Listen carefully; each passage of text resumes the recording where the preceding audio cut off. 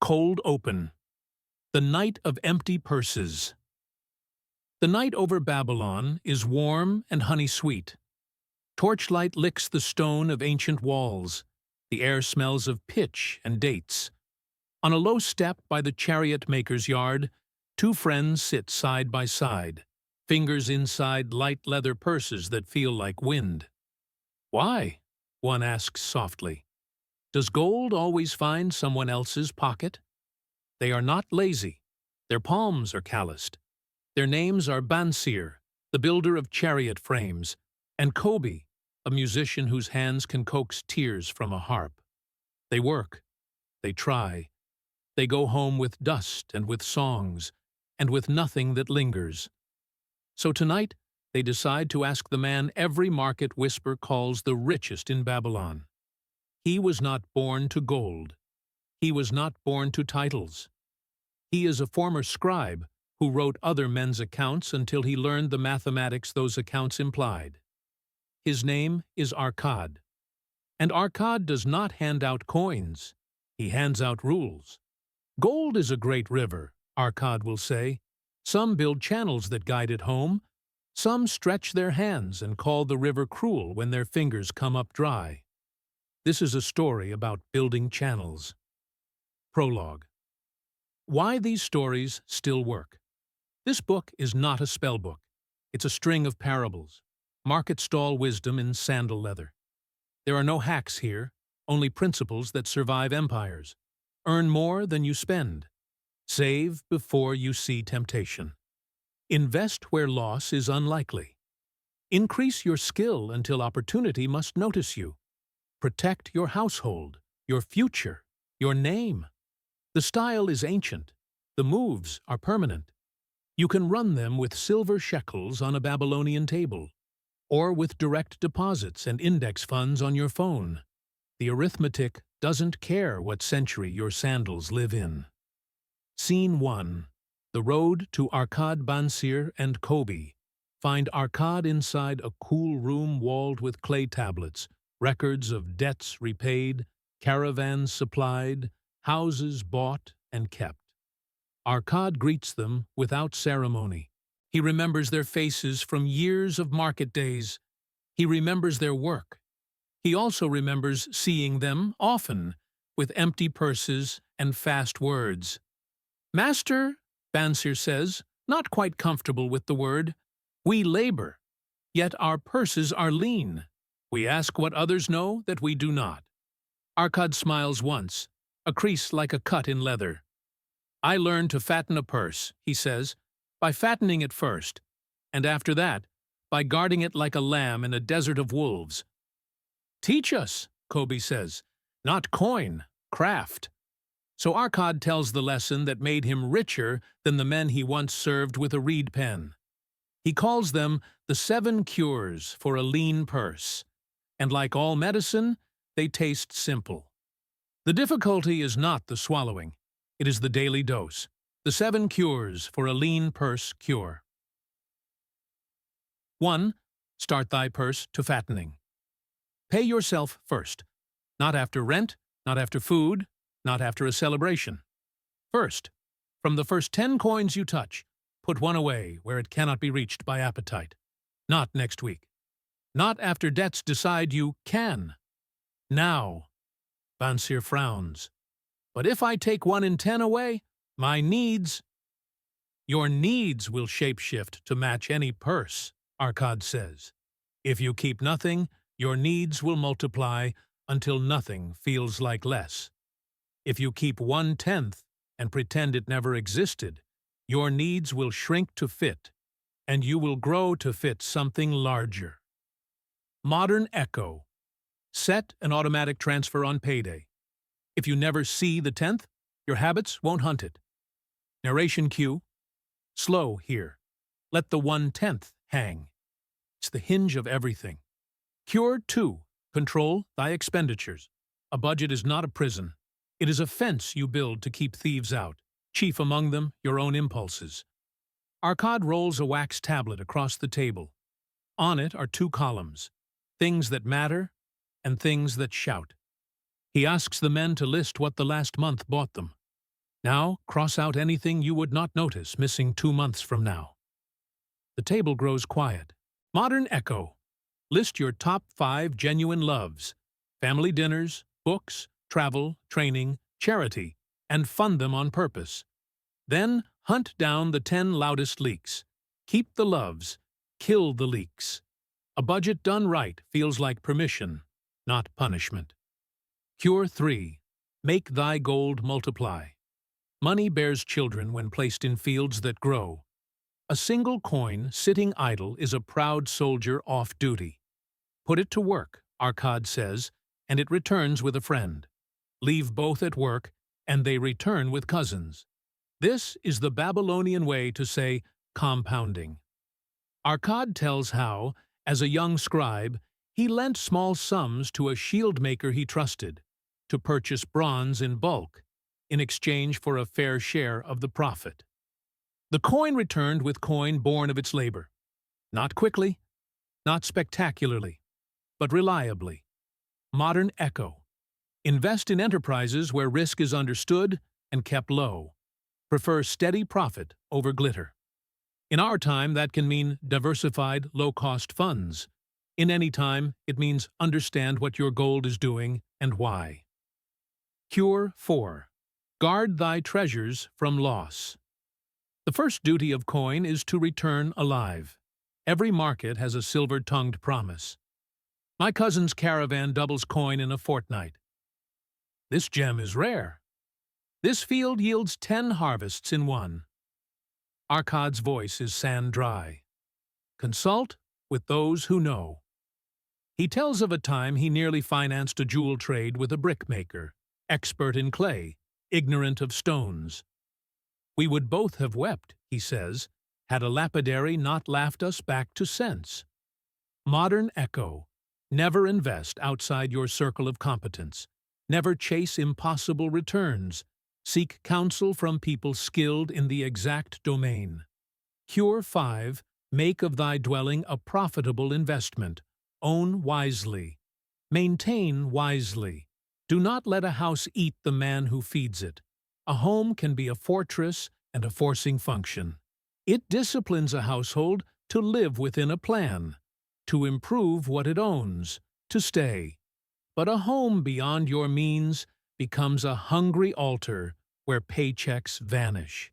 Modern Echo. Buy modestly, keep taxes, insurance, and maintenance in view. Prefer stability over display. Shelter is utility. Freedom is the flourish. Cure. 6. Ensure a future income. Someday the arm grows tired, the purse must not.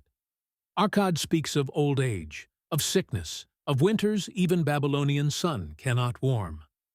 Begin the garden of your later days, he says, while your back is strong. He means insurance. He means long-term stores.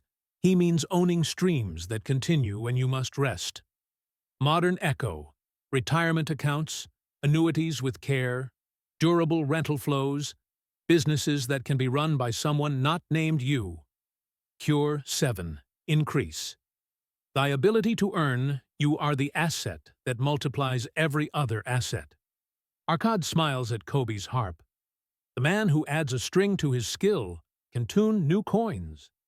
Learn to negotiate better, to keep accounts, to write clearly, to sell without shame, to build with new tools, to manage others kindly and firmly. Each ability is a field your gold can learn to farm. Modern Echo. Continuous skill stacking. Certificates, apprenticeships, portfolios, mentors. You become too useful to be ignored. Dabasir and Kobe look at each other. The cures feel possible, but they also feel slow. Arcad nods as if he hears thoughts. Slow is the only speed that does not tip when the wind comes. He sends them away with a simple, brutal assignment. Begin Cure 1 today and return in a month with proof. Clay tablets showing the 10th set aside, a list of leaks slain, and one small plan for gold to multiply with low risk. The men leave lighter than they arrived. Their purses are not fatter. Their futures are. Interlude. The goddess of good luck. In a shaded courtyard, Arkad speaks later to a small crowd about luck. Someone asks, "How do we capture her?" Arkad laughs. "Good luck smells like preparation," he says. "She lingers where men rise early to meet opportunity with readiness." He tells a story of a stonecutter who dreamed of buying a rare slave with a skill in rare dyes, an apprentice who could multiply the value of cloth. Days he delayed, and days devoured the chance. Another man, prepared, decisive, acted. And so, Arkad says, luck went home with the man who kept a space ready for her to live. Modern echo. Luck favors the saver who can say yes to a down payment, the learner who can say yes to a contract, the professional with a portfolio ready when a bigger client knocks. Luck is not random. It is random events meeting prepared people. The 5 Laws of Gold. After the cures, Arkad teaches the laws, principles about how money behaves as predictably as the Euphrates in flood. Gold comes gladly and in increasing quantity to any man who will put by not less than 1/10 of his earnings to create an estate for his future, and that of his family. Save first, always. The river widens where banks are built. Gold labors diligently and contentedly for the wise owner who finds for it profitable employment, multiplying even as the flocks of the field. Invest so money works when you sleep. Gold clings to the protection of the cautious owner who invests it under the advice of men wise in its handling. Seek counsel within expertise. Guard against losses you can foresee. Gold slips away from the man who invests it in businesses or purposes with which he is not familiar, or which are not approved by those skilled in its keep. Ignorance is expensive. Don't rent it. Gold flees the man who would force it to impossible earnings or who follows the alluring advice of tricksters and schemers. If it sounds like sorcery, it feeds on fools. Narration cue. Cadence here should feel like stone being set. Measured, formal. Let each law land with a breath. Dabasir, the man who owed everyone Babylon, also remembers Dabasir, a camel trader with debts stacked like jars in a warehouse. He ate today with coins promised yesterday. His name tasted bitter in other mouths. One day he collapses under the size of his own shadow and writes his story on clay. A friend sends the tablets to a moneylender. The words inside are a map out of the swamp. Dabasir writes, "I acknowledge the truth. My debts are mine, not misfortunes. I drew a plan on a tablet. 1/10 for me first, to learn the taste of discipline. 7/10 for living, forced to fit inside. 2/10 for creditors, divided by agreement, every month without fail. I visited each creditor and promised, a little I have for you each moon, but always until all is ended. They did not cheer. They did not hug him. They nodded. Then they watched. He kept his word. He kept it when a coin would have bought a feast. He kept it when funerals tempted him to appear generous with money that was not his. And slowly, a miracle with no miracles occurred. The numbers shrank. So did his shame. He began to walk like a man. Modern echo. If you carry consumer debt, the Dabasir plan still works. Pick avalanche, highest interest first, or snowball, smallest balance first. But pick. Put your plan in writing. Email your plan to yourself. Email it, if appropriate, to those you owe. Turn monsters into math. The Walls of Babylon. Why we insure. In one chapter, the city is under threat. Armies move like weather. Babylon's walls are ancient and thick, and the people sleep. Why such great walls? A traveler asks. Because, a guard says, men sleep best when they know the worst must pass through stone. Money has walls, too. Emergency funds, health coverage, life insurance for those with dependents, contracts written plainly, documents stored cleanly, passwords not guessable by your laziest enemy. Modern Echo, protection is not pessimism. It is respect for weather. The gold lender of Babylon on credit and character. Enter Mathon, a money lender who does not hate borrowers. He hates bad loans. He teaches a young man how to judge risk. What is the borrower's history of finishing things? What collateral is offered, and does it hold its value under stress? Is the plan honest and within the borrower's skill, or is it a dream rented from someone else's life? He tells of lending to a man with a sure hand and a field he understood. The coin returned with babies. He tells of refusing a charismatic dreamer with no record and no anchor. The coin never left his purse. Modern Echo. When you borrow, bring a plan and proof. When you lend or invest, ask for the same. The best predictor of repayment is past behavior plus present skill. The clay tablets from Babylon. Documentation saves you centuries later. Archaeologists unearth tablets from a British museum drawer. Dabasir's plan written in wedge scratches. Even ages away, his handwriting feels like a vow. Debts listed, payments marked, months crossed. The lesson outlives his sandals. Write things down. Left in your head. Duties dissolve into stories about tomorrow. Put them on clay, or paper, or pixels, and they stiffen into something you can push against. Modern Echo. A living spreadsheet. A debt tracker. A simple monthly memo to self and spouse that says, here is what we did. Here is what is next. The luckiest man in Babylon. Opportunity meets grit charu. Nada tells of a youth who thought luck a goddess who might pass his window. Charu says luck is a woman of action who prefers a house where the floor is swept and the ledger is neat. He describes taking a lowly job with eagerness, then another, repeating a line that belongs in every century. Work, in itself, is a gift when it leads to better work. He refused to be too good for the first rung. Opportunity, insulted so often by pride, fell in love with him. Modern Echo. Your next raise hides in a task 2 inches below your ego. Do it beautifully. Make a note of it. Ask for more. Bring receipts. Bringing Babylon home, a modern template. You can use today, step 1, 1/10 today. Open a separate account named Future Household. Automate 10% of every incoming dollar to land there first. If 10% feels impossible, start 5% this week. Increase 1 to 2% monthly until you get there. Step 2. Fence the leaks. Fund the loves. Write your 5 deliberate joys. Fund them. List your 10 loudest leaks. Star 3 to cut this week. Script for yourself. I am not saying no to joy. I am saying no to drift. Step 3.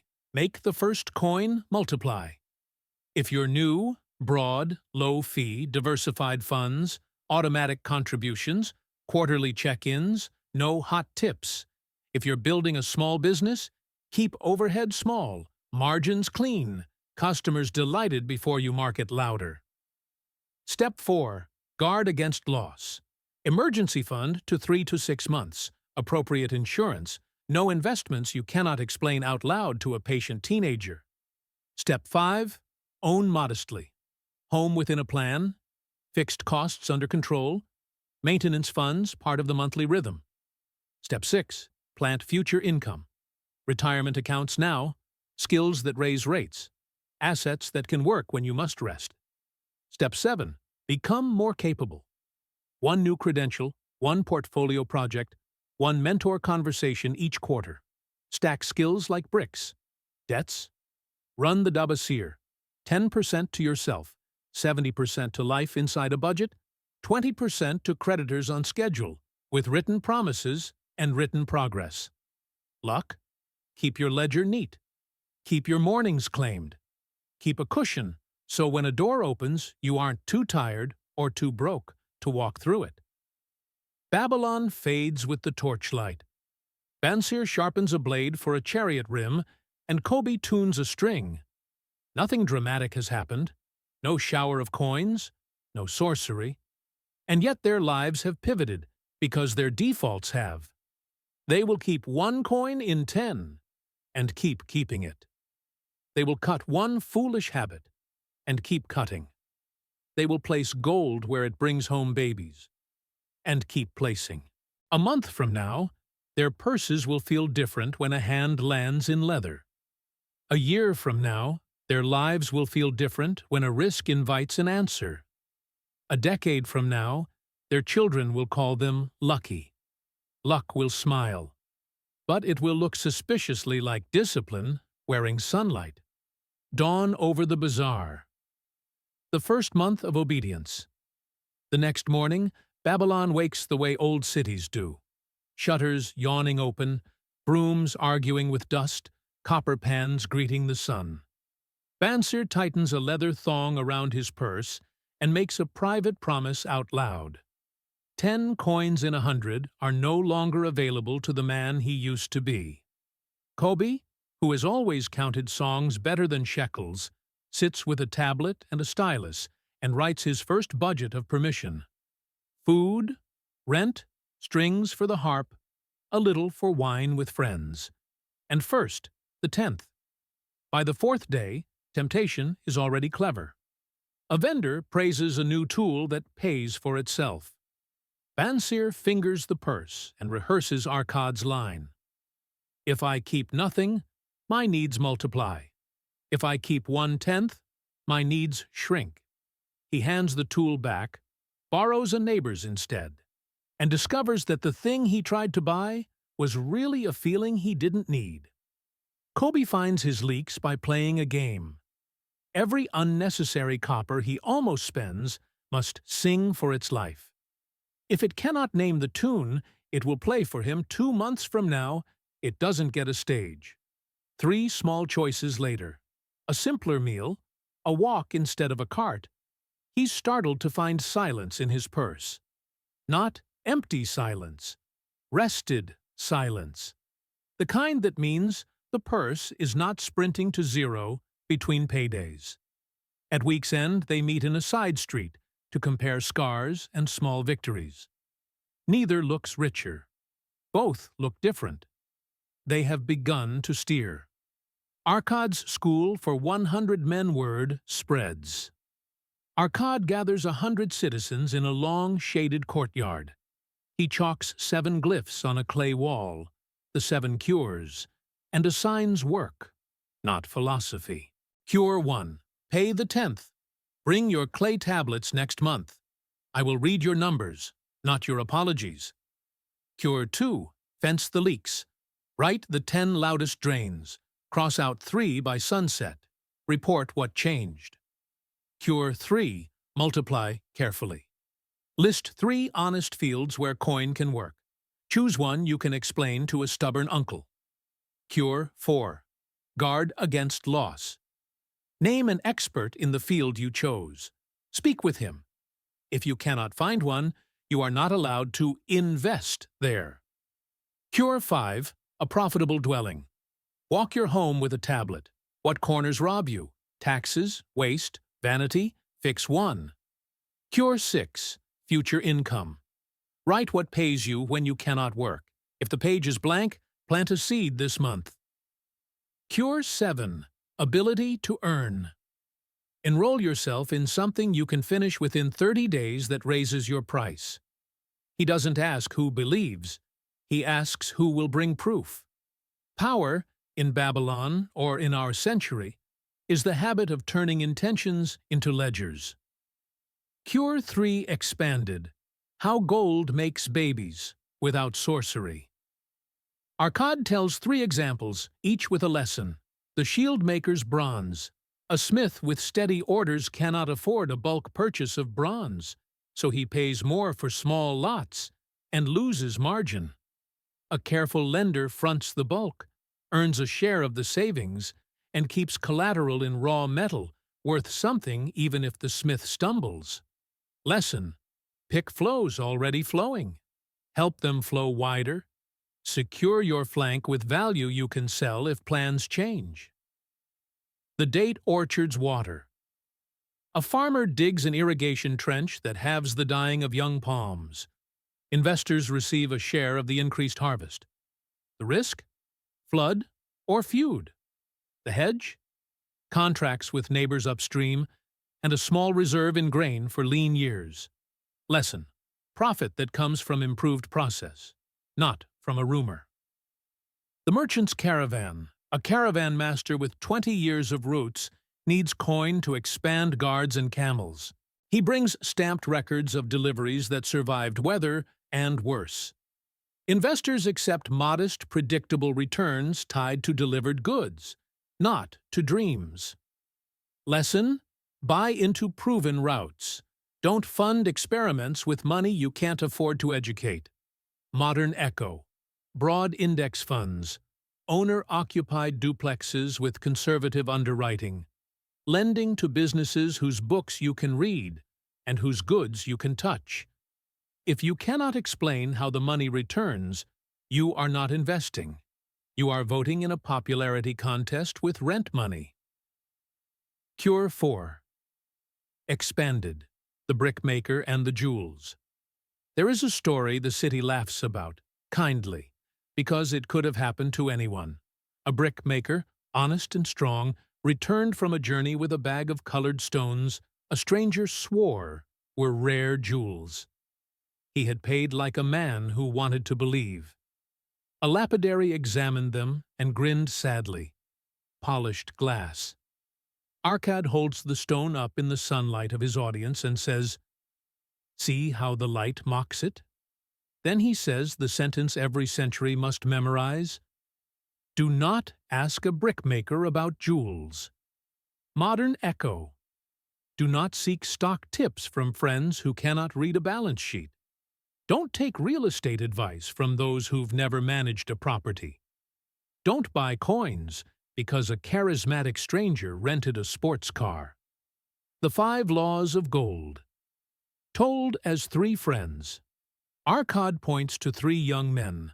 Let us call them Aru, Bel, and Kadin, each given 50 pieces of gold and the same clay tablets listing the 5 laws. Aru reads the tablets, does the boring things, saves the 10th, seeks counsel, buys into a stable caravan route. His gold returns with friends.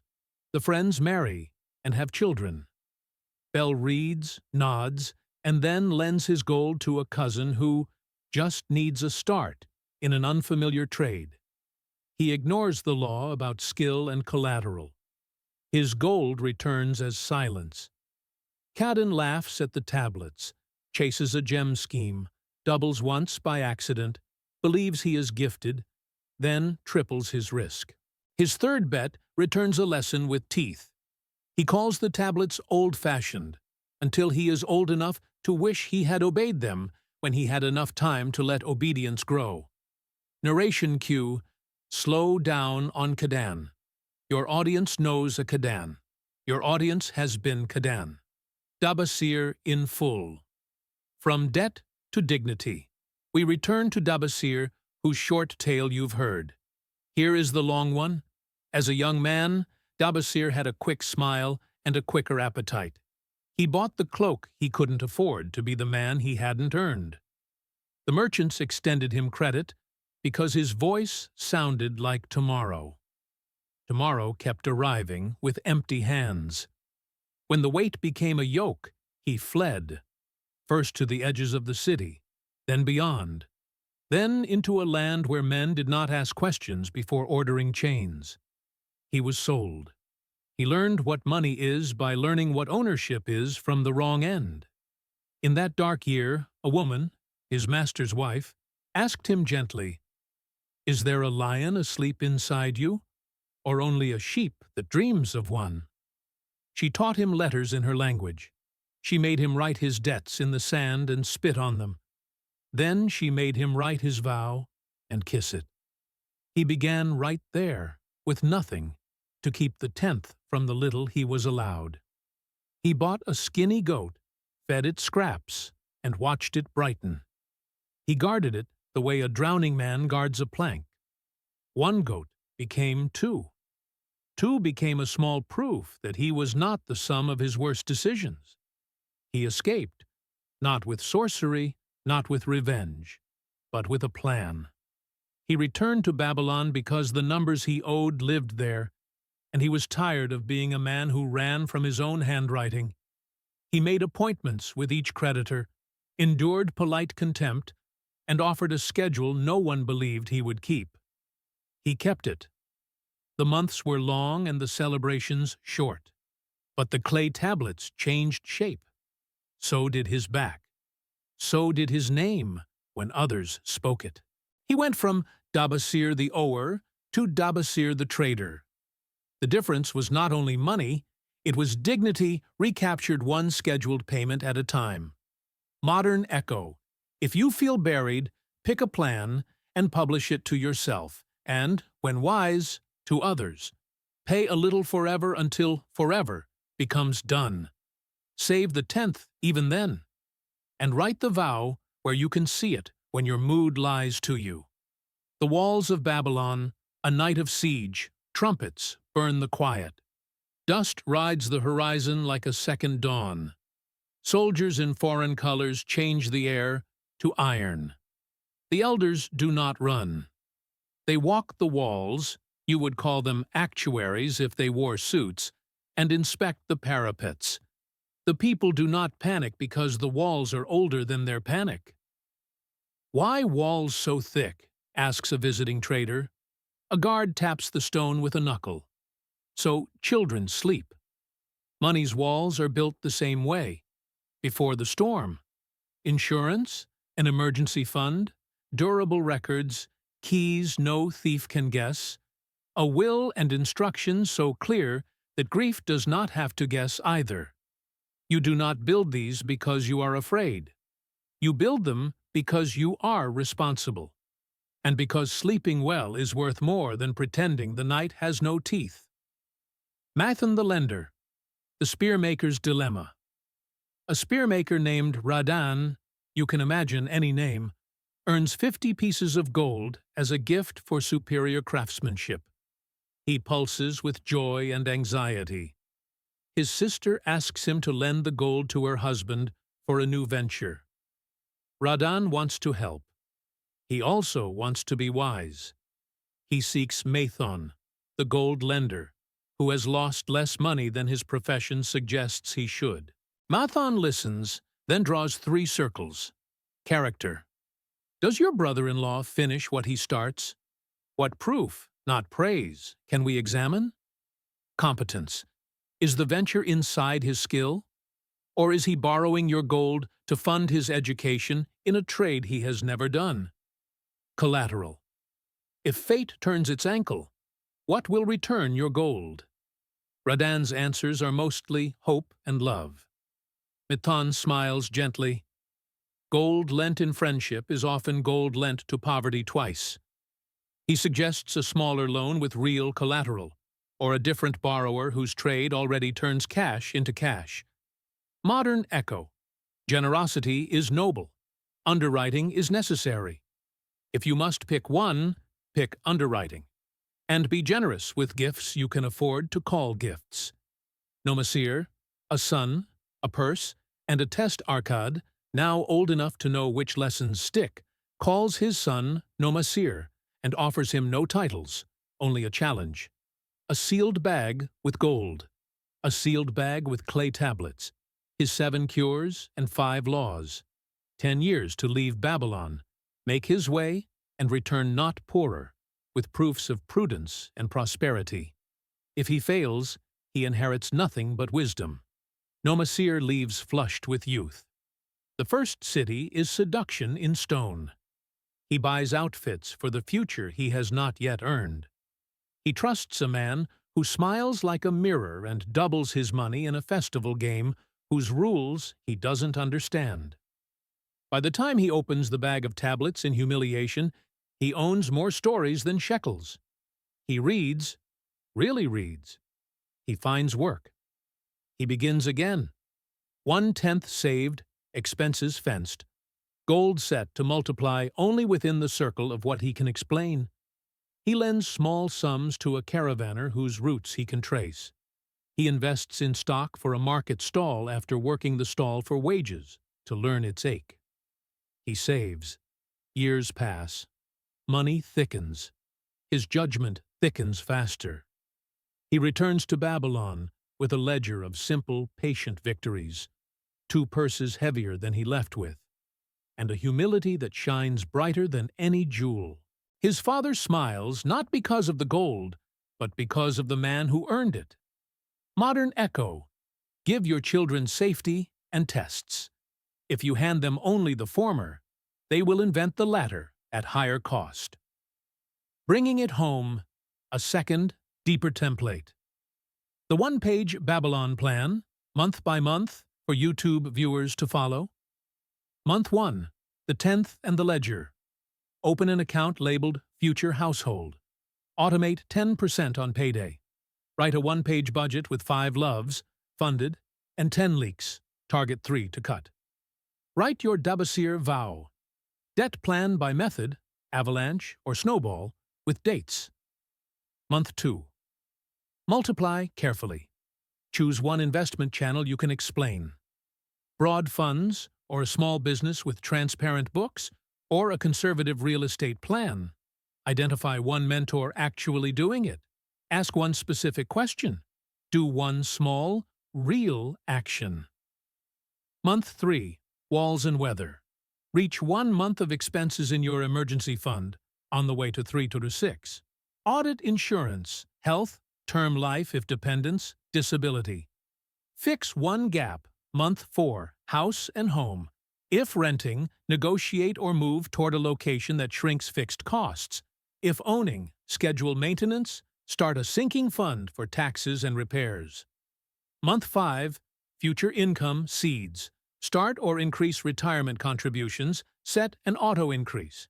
Sketch a small side stream that matches your skills, coaching, craft, service. Month 6, ability to earn. Enroll in a course, charge certification that raises your rate. Ship a portfolio piece. Ask for one responsibility at work that expands your scope. Months 7 to 12. Repeat the cycle. Raise the 10th if you can. Kill 3 more leaks. Add 1 small investment. Review your walls. Plant 1 new seed for future income. Add 1 skill brick. Why it works? It's Arcade's medicine with calendar glue. Small scenes for your video. Use as B-roll narration. The clay tablet table. Hands etching numbers into wet clay. Cut to modern hands typing a simple spreadsheet. Voiceover. What is written can be reasoned with. What is remembered gets revised by mood. The brickmaker's jewel. Sunlight across a fake gem. Hard cut to a jeweler's loop finding flaws. Voiceover. Ask the lapidary about jewels. Ask the mason about stone. Dabasir's goat. A thin goat nibbling scraps. Later, 2 goats nudging each other. Voiceover. He learned to keep the 10th as a slave, so he could live as a man. Walls at night. Torches on battlements. Then a family sleeping peacefully. Voiceover.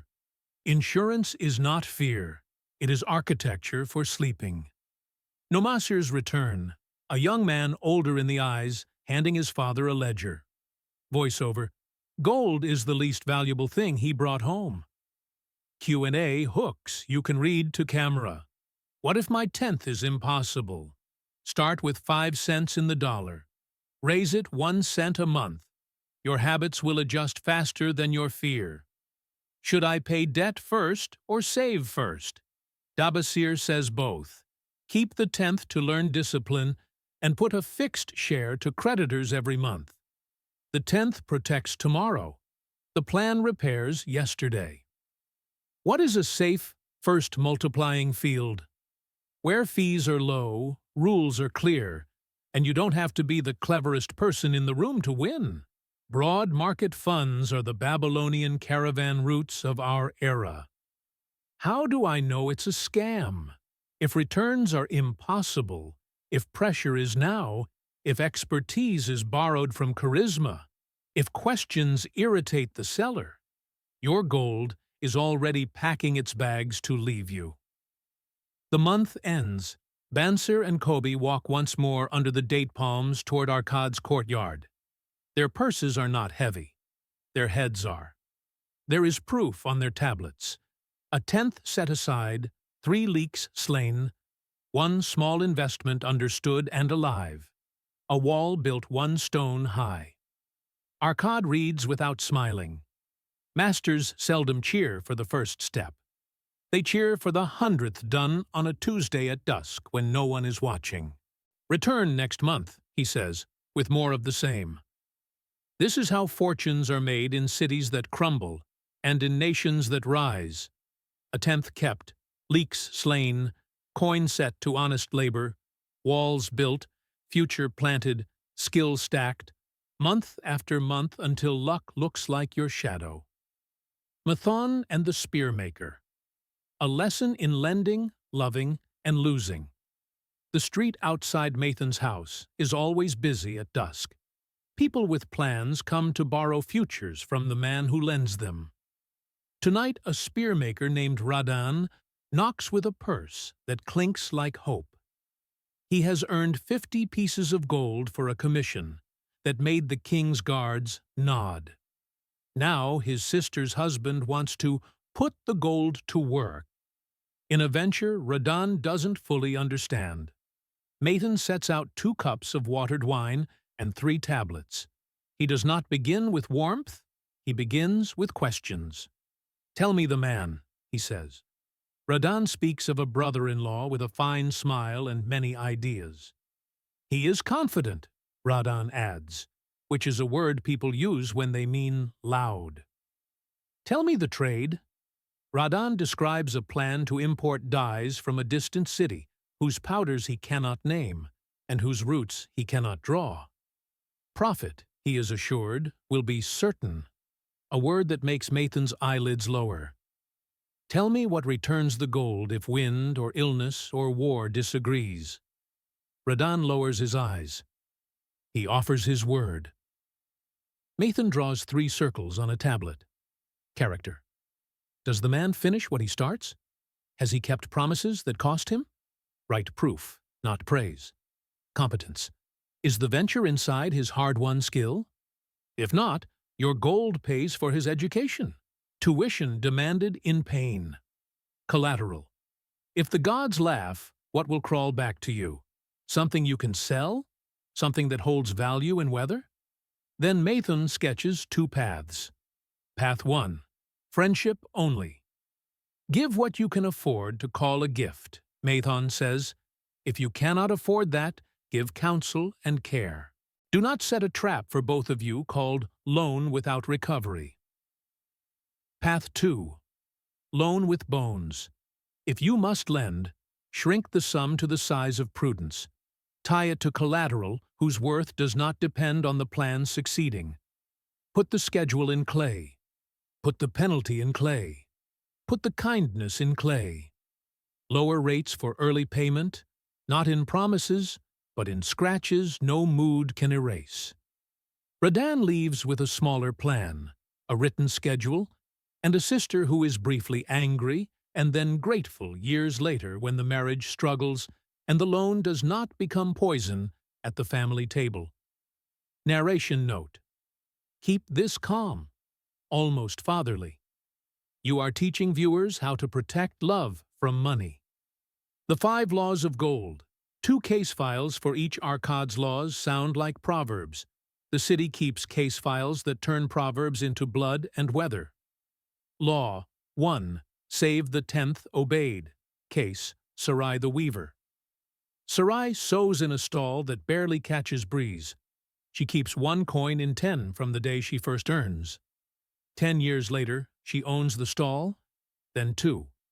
She has time to say no to unfair customers. Her children eat well. She is still in the same market. She is no longer at its mercy. Broken. Case, Lugal the porter. Lugal promises to save when the busy season ends. Seasons end. Celebrations begin. He calls the 10th impossible, until a sick winter forces him to borrow what his younger self never kept. He repays in interest what he once refused to save. Modern echo. Automate the 10th now, not after the next season. Law 2. Make gold multiply, obeyed. Case, Hamur the tanner. Hamur's hands smell of hides. He lends a small sum to a dye merchant to buy bulk indigo at a discount. He takes a fair share, nothing greedy, and is paid on delivery. He repeats the trade. 2 years later, his small sum has cousins. Broken. Case, Asha the baker. Asha leaves profits sleeping in a chest, so they are safe. They are safe, and they are idle. Years pass. Prices creep. The money's purchasing power shrinks. She learns too late that safe and still can mean quietly dying. Modern echo. Cash is a tool for near-term safety. For long-term growth, it must work. Law 3. Seek counsel obeyed. Case, Zimri the carpenter. Zimri wants to buy a plot. He asks an older builder who survived 3 bad rains. The elder says the soil floods. Zimri waits, buys higher ground, and thanks judgment for saving him quarrels with gravity. Broken.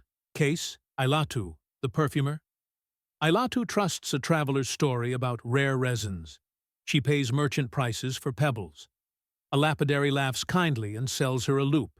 She pays twice, once in gold, once in pride. Modern echo. Ask someone who does the thing, not someone who sells it. Law 4. Stay inside competence, obeyed. Case, Nadine the scribe. Nadine writes contracts. He invests in scribal tools and copying services.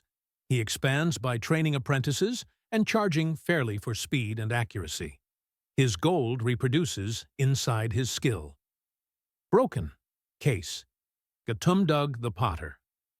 Gatumdug hears about sea trade riches and buys a stake in a ship he has never seen to carry spices he cannot name to a port he cannot find.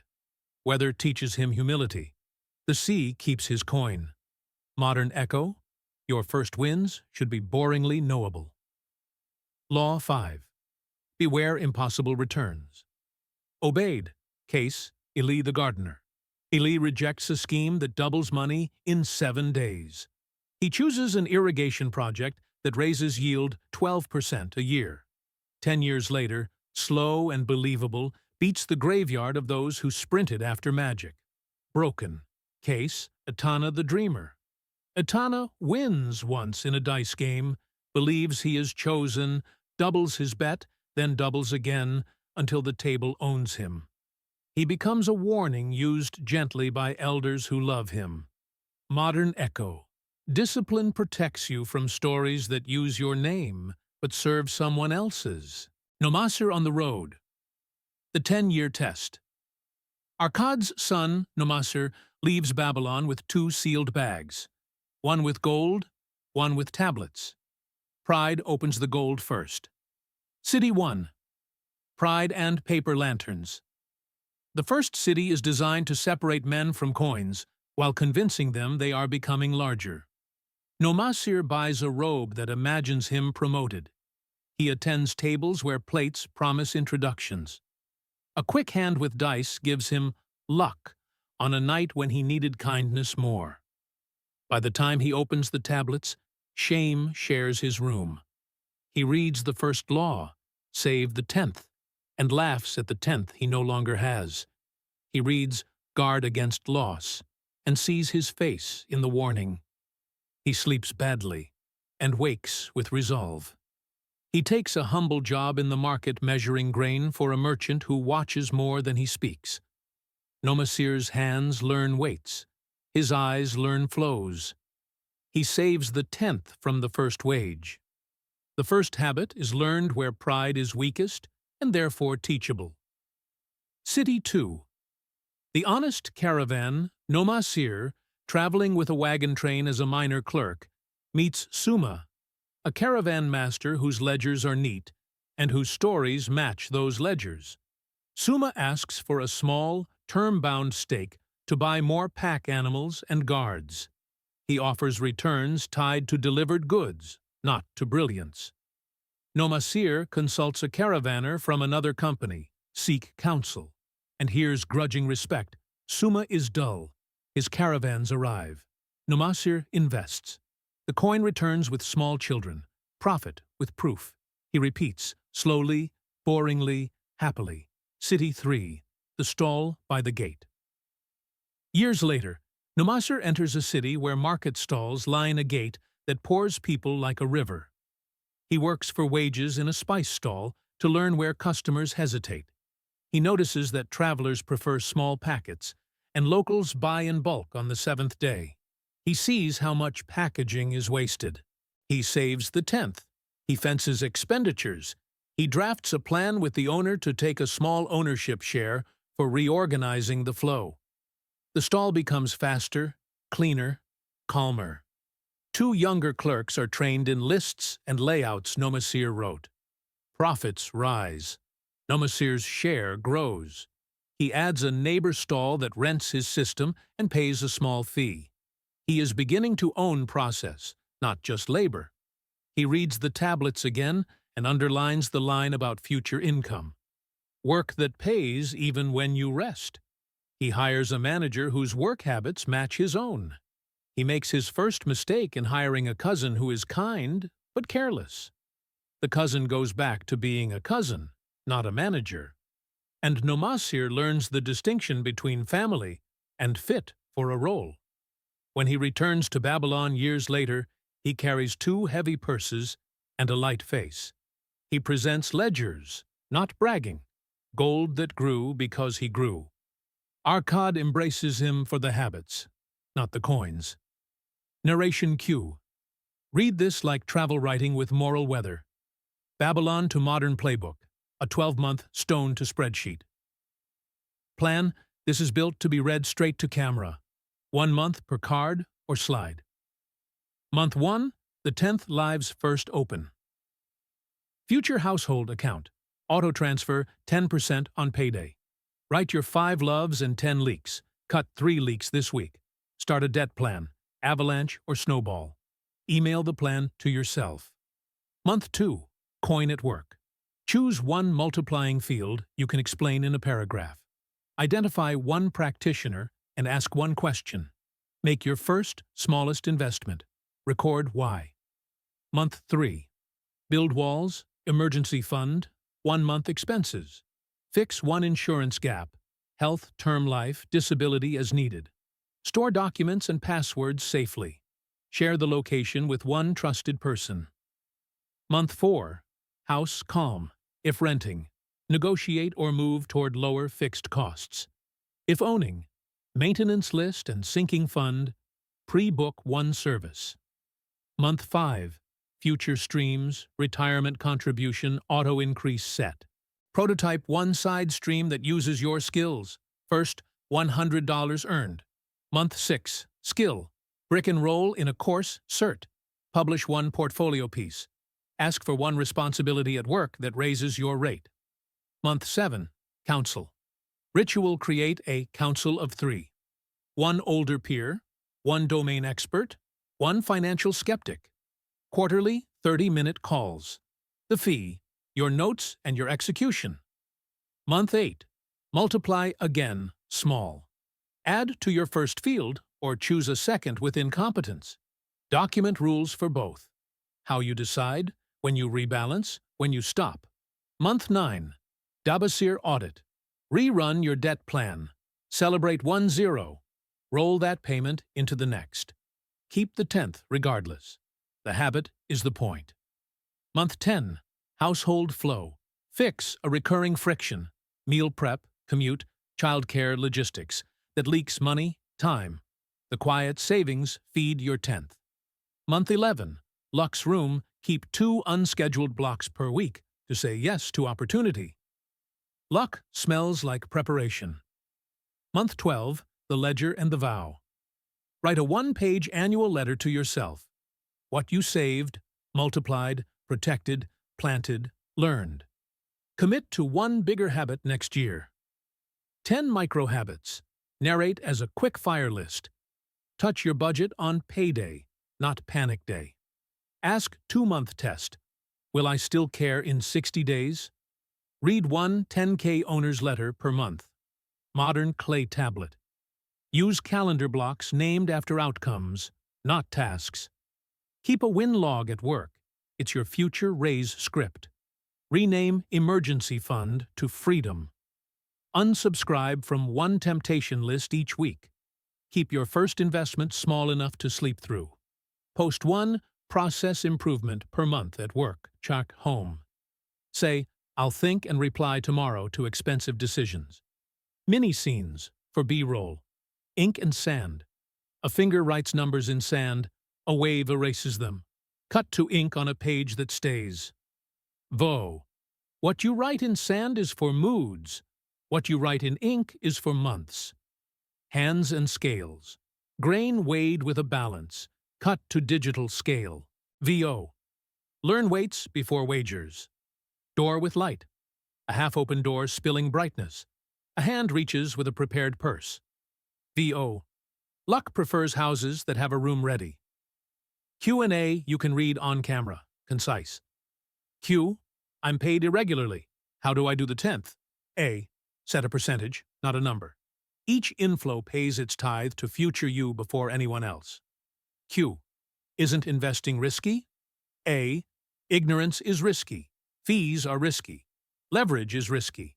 Time in broad, low-cost, understandable assets is less risky than hoping. Q. What if family asks to borrow? A. Decide a policy now. Gift only what you can afford to call a gift, or lend with collateral in clay. Terms in writing. Love plus clarity saves holidays. Babylon falls quiet, the way a hearth does when coals are perfect for bread. Dabasir and Kobe return to Arcade with tablets that show progress in quiet, boring lines. Mathan closes his shutters on another day without a bad loan. Dabasir stands on a hill where 3 roads meet and chooses the one back home because he has something worth returning to. Habits, not coins. Gold in this world is not clever. It is obedient. It goes where it is led and flees where it is chased. It loves safety, hates vanity, multiplies in honest fields, and withers under wizards' promises. Lead it well. The gold lender's ledger. How wise money judges risk. The room where Mathan keeps his ledgers smells of papyrus, clay, and a little fear, the kind of fear that keeps people honest. When he opens a tablet, he doesn't see numbers first. He sees stories. Who finished what they started? Who learned the hard way? Who told the truth when truth was inconvenient? One afternoon, a young spice seller named Belitum arrives with shining plans and sweating hands. She wants a loan to expand her stall before the harvest caravans arrive. Mathan listens. Then, instead of a sermon, he offers a checklist, a Babylonian template that still works in any century. Past behavior over future promises. Show me deliveries completed, not hopes composed. Modern echo. Credit history, client references, shipped portfolios, cash flow before collateral. How will the gold return from work, not from selling your grandmother's bracelet? Modern echo. Debt service coverage ratio, conservative projections, seasonality acknowledged, collateral that stays valuable. If the wind turns, what returns my coin that does not spoil, melt, or depend on next month's fashion? Modern echo. Assets with liquid resale value, titles clean, liens understood, skin in the game. What do you risk? I lend to partners, not passengers. Modern echo. Down payment, founder capital, time invested, clarity in clay. Terms, dates, penalties, mercies, written. Friendship begins after signatures. Modern echo. Contracts, plain as a window, no hidden clauses, exit paths defined. Belitum opens her ledger. It is neat. She knows her slow months and her best weeks. She has purchase orders pending, suppliers who vouch, and she's saved 1/3 of what she needs. Skin in the game. Mathan smiles like the sun behind a cloud. You will have your gold, he says, because you have your house in order. Later that same day, a charismatic trader pitches a scheme to import rare resins that double gold by the moon. He brings no records, only charm, no collateral, only metaphors, no plan, only appetite. Mathan closes his tablet. May the gods bless your storytelling, he says, but my gold loves evidence. Narration cue. Deliver this like a coach reading rules in a calm voice. Your viewers should feel safer just hearing the checklist. Modern mirrors. How Babylon's rules map to today. Credit without poison Babylon. Loan with bones. Today, borrow only against income you control, and assets that cash flow without acrobatics. Keep total debt payments under a conservative chunk of take-home. Write it down. Read it when you're tired. Rent versus buy. House as shelter, not altar. Babylon. Make of thy dwelling a profitable investment. Today, buy modest, count all costs, taxes, insurance, maintenance, interest. If rent is lower and flexibility is vital for career moves, rent on purpose and invest the difference. A house is freedom when it doesn't own you. Real estate math, plainly. Cap rate, annual net rent, purchase price. Cash on cash, annual cash flow, chakar your cash invested. Stress test. Can you survive vacancy and repairs without panic? If the math only works at perfect occupancy and zero repairs, you're not investing. You're fantasizing. Investing versus speculation. Babylon, gold labors diligently in honest fields. Today, default to broad, low-cost index funds, long holding periods, diversification, side experiments, tiny, fenced, fun, not your future. Insurance, the wall you sleep behind Babylon. Thick walls, quiet sleep. Today, emergency fund, health insurance, term life if someone depends on you, disability coverage, boring on purpose. Boring saves lives. 5 laws of gold. Expanded case stories. You can read to camera law. 1. The tithe to future. Youth story, Mira the midwife earns in bursts. She automates 10% from each payment into an account called Future Household. When a slow quarter arrives, she doesn't rate it. That 10th is sacred. By year's end, she has a cushion, and the calm it buys. Her friends call her lucky. Her ledgers call her prepared. Line to narrate. The 10th is not punishment. It is permission. The permission to make better choices than panic. Law 2. Let money work. Story, Etamen, the engraver shifts from storing safe cash in a chest to a diversified index fund and a tiny share in a shop whose owner he trusts. He learns to love boring charts. 10 years later, boring bought him choices. Line, idle money rusts. Working money raises children. Law. 3. Counsel. Story, Talia the tutor asks 3 people before opening a learning center. A teacher who runs one, an accountant, and a landlord. She hears about seasonality, margins, and leases that look friendly but bite. She changes locations and lives to tell the story.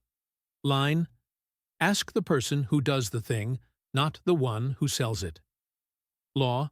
4. Competence. Story, Kasu the coder is tempted by cryptomania. He writes software. He does not read blockchains deeply. He invests 95% in what he can explain, 5% in what he's learning. When storms hit, 95% sleeps, 5% learns. He keeps his house. Line, your first profits should be boringly knowable. Law 5. Beware the impossible story. Ria the restaurateur is pitched a 3% a day arbitrage by a friend's friend. She remembers Caden the dreamer and smiles. If it's that easy, she says, it doesn't need me. She passes. In 6 months, the pitchman is gone and so is everyone's gold. Line, If a return needs a whisper, it probably needs a lawyer. Dabasir revisited. The ledger that healed a name. We return to Dabasir at the moment discipline becomes identity. One night, after paying the agreed coins to his creditors, he passes a tavern where music braids with laughter. His friends wave. "You owe yourself a night," someone shouts. He stops, turns his purse over in his hand, and says a sentence that changes people. "I owe myself a future." He goes home. He eats simply. He sleeps. He wakes stronger. The next month, the same flames try to lick his resolve. He smiles at them. They flicker. Habits, once heavy, become light when you lift them daily. His creditors begin to greet him with respect. Respect tastes more satisfying than wine. Narration cue. Slow, warm, human. Your viewers have stood at that doorway. The luck that visits workers. Sharu Nada tells apprentices, "Stop hunting luck with eyes. Make luck trip over your reliability." He lists 3 places luck loves to live. Prepared purses. A down payment ready when a good asset appears. Finished skills, a portfolio that answers, "Can you?" with, "See this?" Open calendars, 2 unscheduled blocks a week where a yes can breathe. That's it. No incense, no charms, just floors swept and ledgers neat. B-roll beats, quick inserts. Checklist on clay. You draw Mathon's 5 questions on a tablet. Cut to modern clipboard. Counting the 10th. Coins sliding into a small bowl labeled Future. Cut to an app screen with auto transfer confirmed. Boring chart, happy face. A slow rising line, a narrator chuckle. This is the thrill that buys quiet. The Festival of Ledgers. Babylon holds a quiet festival once a year. Not for gods, but for habits. Traders bring their ledgers to a courtyard. They hang them on pegs like lanterns. People read, not the amounts, but the patterns, the steadiness of the 10th, the date when a debt turned to 0. The first month an investment paid for itself. The note beside an insurance entry that says, "Son was ill. We were afraid and fine." Bansir and Kobe arrive with tablets that no longer shake. Arkad, older and somehow brighter, walks slowly, stopping to trace a finger over a phrase or a date. He says little. Masters save praise for the end. At sunset, he calls the crowd. "We built walls," he says, touching the city's stone. "And we built purses that behave like walls. We planted orchards, and we planted skills. We fed our children and our goats. We learned to say no to drift, so we could say yes to futures." He lifts a tablet, Dabasir's vow, and recites the old line, "A part of all I earn is mine to keep." The crowd answers like a ritual learned by heart. "And what I keep, I will put to work." "And what works," Arkad says softly, "I will guard." "And what I guard," they say, "will feed me when I tire." "And as I grow," Arkad finishes, "I will grow my ability to earn, so that my gold never grows lonely." The moon rises. The ledgers glow like small, square moons. The city is ordinary and immortal. The Covenant of the 10th, a closing monologue you can read. "Tonight, I make a quiet covenant with the future I want. 1 coin in 10 goes where temptation cannot reach it. My budget is a fence that keeps thieves out, especially the thief called impulse. My money will work in honest fields, I understand. I will guard against loss, against fees that nibble, against promises that hiss. My home will be a shelter, not an altar. I will plant streams that pay me when I must rest. I will become more valuable every season. My debts will shrink by schedule, and my shame with them. I will write things down so my moods cannot edit my math. I will call luck by keeping a room ready for her. A purse with a cushion, a portfolio with a purpose, a calendar with a yes. I will raise children who know the taste of enough, the dignity of work, and the miracle of patience. I will be the richest person someone knows, not because I can spend the loudest, but because I can choose the calmest. Hold that beat. Let the room be quiet, then end with a smile in your voice. This was Babylon. This is us. The coins changed shape. The math did not.